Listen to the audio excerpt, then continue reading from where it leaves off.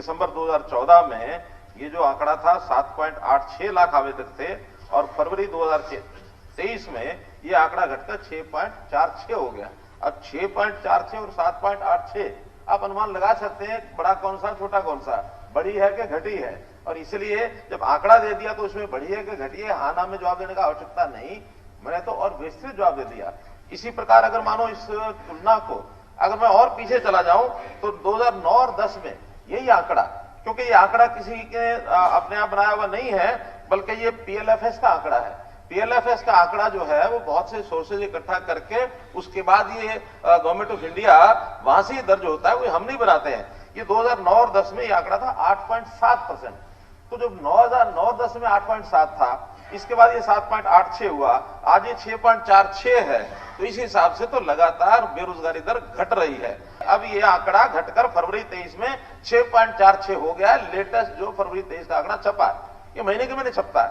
इस तरह केवल वही नहीं, हम अगर उठा करके टेबल देख लें रिजर्व बैंक ऑफ इंडिया की, तो रिजर्व बैंक ऑफ इंडिया भी हर साल अपने आंकड़े छापता है। जो यहाँ 9.3 लिखा है, ये रिजर्व बैंक 8.1 है। अभी कुछ आंकड़े ऐसे होते हैं अलग अलग एजेंसी के अलग अलग होते हैं, क्योंकि कोई एक ऐसा फार्मूला नहीं है जिसमें एकदम से सारा कुछ देख लिया जाए, उसमें छाप लिया जाए। जहां तक सीएमआई की बात करते हैं, सीएमआई के डाटा इतने लगातार चेंज करते हैं। मैंने सीएमआई के डाटा में से आपको बताया था कि 2017 के एक महीने में हरियाणा का 2% ये बेरोजगारी आंकड़ा दिया था, जबकि बाकी जगह 2 नहीं है, उन्होंने छाप दिया। आज वो 34% छापते हैं, कभी 24 छापते हैं, एक महीने में 10% का अंतर। और उसका कारण क्या है? उनका डाटा सैंपल इतना छोटा होता है, 5000 का पूरे प्रदेश का डाटा सैंपल होता है। अब 5000 आदमियों का, जहां हमारी एम्प्लॉयबल जो पॉपुलेशन है 1,86,00,000 है, 1,86,00,000 में अगर 5000 लोगों से पूछ करके वो डाटा का करेंगे हिसाब किताब, तो परसेंटेज कहीं की कहीं जाएगी। किस मोहल्ले में पूछा, किससे पूछा, किस वर्ग से पूछा, रास्ते में चलते हुए आदमी से पूछा, और फिर एम्प्लॉयड अनएम्प्लॉयड, इसका भी एक सेक्शन अगर हम अंडर एम्प्लॉयड का देखें, क्योंकि एक वर्ग ऐसा है जिसको एम्प्लॉयमेंट अपनी क्वालिफिकेशन के हिसाब से तो नहीं मिलता, उसको कम मिलता है, क्योंकि आवश्यकता के हिसाब से अगला ज्वाइन भी करता है। अब वो तो कहता मैं अनएम्प्लॉयड हूं, हमारे हिसाब में वो एम्प्लॉयड आ गया, वास्तव में वो अंडर एम्प्लॉयड होता है, जिसकी इच्छा ये है कि मैं और आगे बढ़ूं।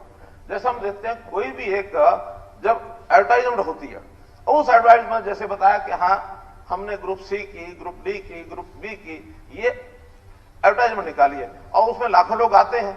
अब लाखों लोग आते हैं तो जो यानी ग्रुप डी की हमारी नौकरियां दी थी हमने 18,000, उसके अंदर हमको भी पता है कि उसके अंदर पोस्ट ग्रेजुएट लोग भी आए थे, ग्रेजुएट भी आए थे, लेकिन मिनिमम क्वालिफिकेशन तो 10वीं थी।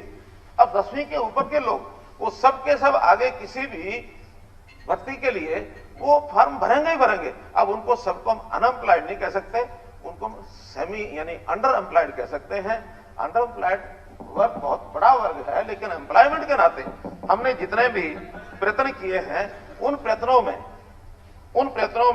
मैं आपको बता सकता हूं, सरकारी नौकरी के अंदर जैसे 1999 से 2005 तक 5 साल में 15,000 नौकरियां सरकारी नौकरियां दी गई। 2005 से 14-10 साल में 86,000 नौकरियां दी गई और हमने 8 साल में 1,09,93 ये नौकरियां